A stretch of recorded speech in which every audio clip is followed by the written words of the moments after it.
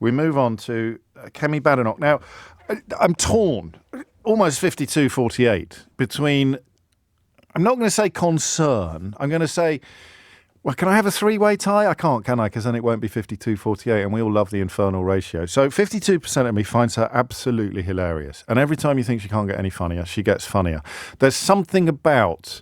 It's a classic trope of British comedy, isn't it? The fool who thinks they're a genius.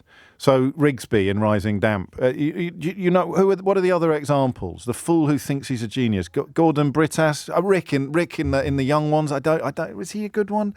Eleanor said that in my ear. I probably should have waited before I said it out loud. I'm looking for the best one is Rigsby in Rising Damp, but that dates me. The kind of the classic British. It's almost always the man, of course, who is the subject of mockery. But it's the character, often the central character, who thinks that he's absolutely brilliant, but is an absolute wombat. And the more convinced they are of their own brilliance, the funnier it is every time evidence of their wombattery emerges. So I probably said to you last year that Kemi Badenoch will never get funnier than when she said she never has to apologise because she never makes gaffes. That is something that only a wombat who thinks they're a genius could... David Brent, Basil Fawlty. I knew you'd come... So why are you saying the Young Ones in my ear? I should have gone straight to the inbox. So Basil Fawlty, Alan Partridge, Donald Trump, David... Donald Trump? He's not a sitcom character. David Brent, even Johnny English. I don't know if Johnny English quite works. Rimmer in Red Dwarf. You're absolutely right. I knew I wasn't imagining it. So there's this magnificent trope of British comedy of people who think that they're geniuses who are actually wombats. Brent being perhaps the best example. Captain Mannering in I'm enjoying this. I might just stop talking and see if any more come in on my inbox. Foggy in The Last of the Summer Wine? Not really. I mean, up to a point, but not as much as the others. I don't think you can have Del Boy. Jeremy Clarkson, again, like Donald Trump, not a sitcom character, despite all of the evidence to the contrary. And finally, Nicholas comes in with the absolute killer line, which is Tony Hancock. Tony Hancock's character is probably the absolute epitome of what we're describing. So I've got an enormous soft spot, whether in fiction or in fact, for people who think they're geniuses but are actually wombats. And the more self-important they are, and the more effort they put into lecturing everybody else on how wrong they are, the funnier they become. It's a thing of genuine beauty. Here you go. Gavin says James O'Brien. He's another great example. Except that I'm not making speeches about the West being under threat, about Western values being under threat.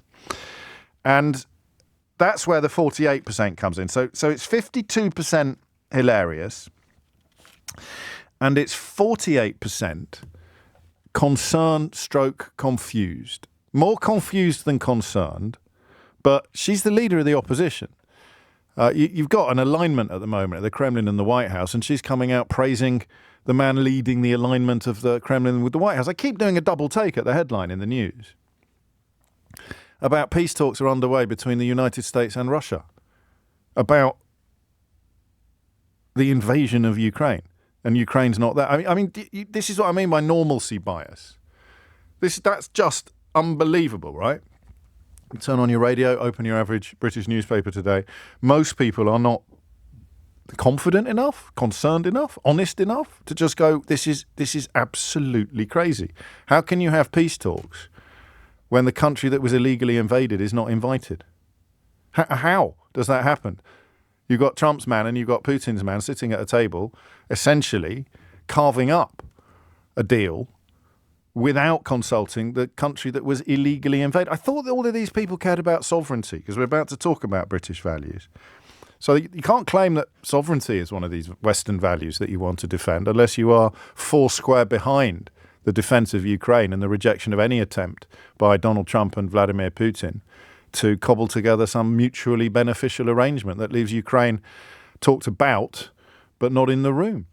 So that is, for me, the divide at the moment on this curious state of affairs. And the other thing, the deja vu bit of the conversation that hit me was, do you remember Liz Truss? She was leader of the Conservative Party one before Kemi Badenoch. And after she was handed her sandwiches wrapped in the roadmap after about 10 minutes in the job, she literally wrote a book called 10 Years to Save the West. Now, I don't want to read that book, all right? I don't particularly want to spend much time listening to Kemi Badenoch's speeches, but I live in the West, and I really like it. So, should I be more worried?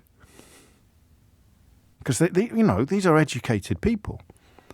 These are prominent people that have risen to the pinnacle of their chosen political careers. Both of them have become leaders of the party of Disraeli, the party of Churchill, the party of Margaret Thatcher. They can't be complete wombats, can they?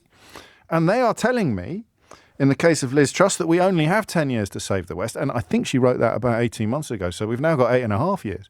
Unless, of course, the West has been saved and she hasn't published the sequel yet. So we've got 8.5 years to save the West, according to the last but one leader of the Conservative Party. And according to the current leader of the Conservative Party, it's time to get off our knees and start fighting for Western values. Well, I'm all for that.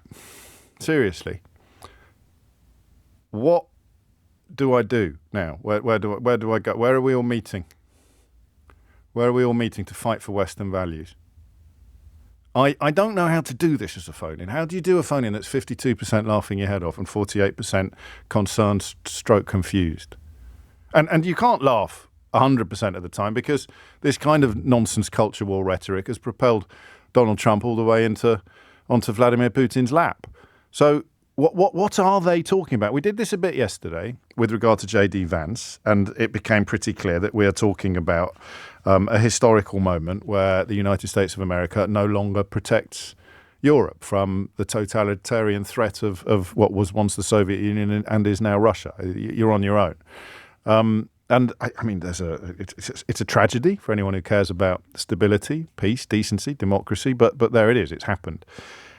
I can't quite do what's Kemi Badenoch on about because that's too vague. But I can talk about the West. Liz Truss has written a book in which she argues, apparently, that we have 10 years to save the West.